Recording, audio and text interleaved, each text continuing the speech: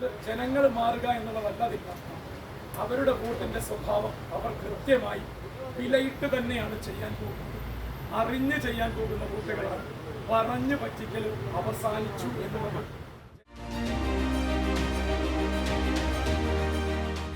അല്ല, രണ്ട് മുന്നണികളും ഒരു പ്രത്യേക വിഭാഗത്തെ പ്രീണിപ്പിക്കാനായിട്ട് നടത്തുന്ന ശ്രമങ്ങളുടെ ഭാഗമാണ്. ഞങ്ങൾ ഒരു വിഭാഗത്തെ വോട്ട് ബാങ്കായി കരുതുന്നില്ല. ഞങ്ങൾ എല്ലാ വിഭാഗത്തിൻ്റെയും വികസനമാണ് കാണുന്നത്.